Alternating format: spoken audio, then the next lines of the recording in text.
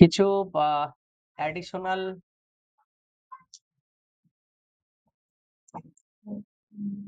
Bengali কিছু consonant আছে, consonant sound. হ্যাঁ, কনসোনেন্ট সাউন্ডস অতিরিক্ত কিছু আছে, এগুলো জানতে হবে। যেমন ফার্স্ট অফ অল যেটা জানি আমরা, এটা কি কয়ে মদন স না ক্ষয় মদন স? ক্ষয়, কয়। তা এটাকে যদি বর্ণ বিশ্লেষণ করি কি হবে? ক আর মূর্ধন্য স, তাহলে কতে কি হয়? কে, আর মূর্ধন্য সতে কি হয়? তাহলে এটাকে কি ক্ষয় মদন স বলা যাবে? ক্ষয় মদন স হতে গেলে কি হতে হতো? কে এইচ এস এইচ, এরকম কি আছে?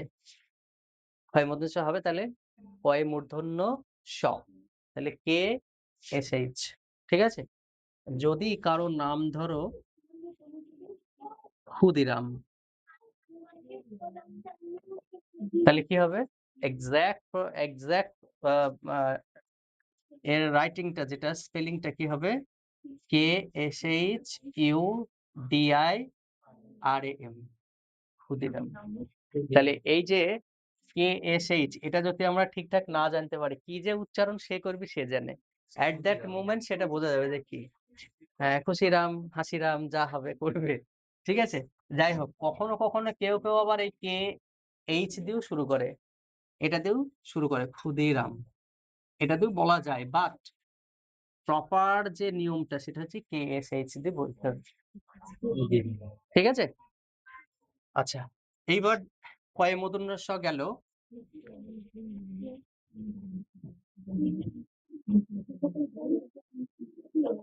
এইবার দেখো, এই যে ছিল না, এই যে এটা কি, এটাকে বিজ্ঞানের গ, বিজ্ঞানের গ বলে চিনি, কি চিনি? বিজ্ঞানের গ। তাহলে এটার জন্য কি হবে? এই যে জে এন। হ্যাঁ, তোমরা কখনো যদি দেখো এই জ্ঞানেশ্বরী এক্সপ্রেসের এই বানানটা, জ্ঞানেশ্বরী, ওখানে তোমরা এইভাবে পাবে, জ্ঞানেশ্বরী এক্সপ্রেস, জ্ঞানেশ্বরী এক্সপ্রেস। তাহলে ওটা জানতে হবে তো নাকি? তাহলে এটা যদি না জানি, জ্ঞানেশ্বরী এশ্বরী তাশ্বরী করে দেবে, তাহলে কি হবে? জ্ঞানেশ্বরী। কখনো কখনো কেউ কেউ এই গতে, এই আসতে কথা নয়, কখনো কখনো এই গটার জন্য এরকমও কেউ লেখে, জি ওয়াই এ।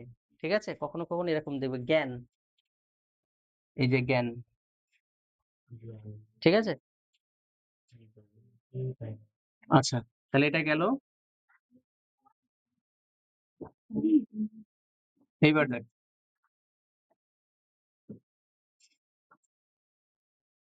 ধরো এটা বদি দেখাচ্ছে, এটা কি দিয়ে দেখাচ্ছে? বদি। এরকম অনেক কনসোনেন্ট আছে, দেখানো যেতে পারে। র ফেলা, বয় র ফলা, বয় র ফলা, তাহলে কি হবে? B R. ধরো এটা, ধরো এটা লেখা আছে ব্র্যান্ড, লিখবো তাহলে B R A N D, brand. বোঝা গেল? এইবার ধরো এইরকম আছে বয় রে, তাহলে কি লিখবো? কি হবে? আর ধরো কারোর নাম বর্ষা, এবার যদি ভুল করে এরকম লিখে ফেলি ব্রাসা, তাহলে আরটা কোথায় যাবে? আফটার এ, এর পরে, তাই তো? তাহলে B A R S H A, Barsha. বুঝতে পারলাম? ওকে, তাহলে এটা কি হলো? এইটা হচ্ছে র ফলা, এটা রেপ, তাই তো? এবার দেখো এই যে বয়রি, এটাকে বয়রি বলে তো। তাহলে এটার জন্য আমরা কি করব? এটার জন্য কি হবে? বিয়ার। তাহলে নামটা কি? বৃষ্টি। ধরো বৃষ্টি। বোঝা গেল? বোঝা গেল? এইবার দেখো, এবার কি আছে? ধরো এরকমও তো থাকে, জ ফলা, ব্যা, তাহলে এখানে কি হবে? by কি হবে? ব্যায়াম। এইটা যদি থাকে এক্সাক্ট যে জানে সে এই এই উচ্চারণ করবে। আর ধরো এই এতেও তো হয় না? তাহলে এইটা যদি কেউ করে, এটা লিখে তাহলে কি? কেউ ব্যায়াম, বম বা করবে। কিন্তু এক্সাক্ট এইটা কি? ব্যায়াম, ব্যায়াম, কেউর নাম ধরো শ্যাম। হ্যাঁ, শ্যামল। সাপোজ ইট ইজ শ্যামল। ধরো নামটা কি? শ্যামল। তাহলে SHAMOL। কেউ করবে সমল, কেউ করবে শ্যামল, কেউ করবে শ্যামল। বাট এখানে যদি আমি এটা ব্যবহার করি, অয় ব্যবহার করি, তাহলে কি হবে? শ্যামল। তাহলে জ ফেলার জন্য কি হবে? ওয়াই। আর এই আঁকার জন্য এই যে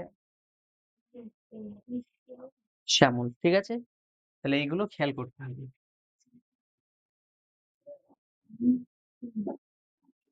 ধরো এরকমও তো থাকে বয়-লয়। তাহলে কি হবে? BL। কখনো কখনো কি থাকে? লয়-বয়, LB থাকে না? আচ্ছা, এরকমও তো থাকে দন্ত্যুস-শয়-ময়, SM। দন্ত্যুস এইটা দন্ত্যুস-শয়-বয়, SW। কি হবে? SW। এগুলো খেয়াল করতে হবে। আরো এরকম অনেকগুলো উচ্চারণ আছে যেগুলো আমাদেরকে কি করতে হবে? আমরা ওই যে লিখে দিয়েছি ওগুলো তোমরা একটু দেখে নেবে। তাহলে কি হবে? ইন ফিউচার তোমরা যখনই কারো নাম লিখবে বা কখনো কেউ ধরো বিডিও অফিসে সার্ভিস করছে, একটা নাম আসলো, সেই নামটা ভালো করে উচ্চারণ করতে হবে। তো উল্টাপাল্টা উচ্চারণ হয় না? দিয়ে আমরা কি কমেন্ট করি? লেখাপড়া শিখিনি, কি খুদ খেয়ে লেখাপড়া শিখেছে। নাম নাম ঠিকঠাক লিখতে পারে না, বানান ভুল করে।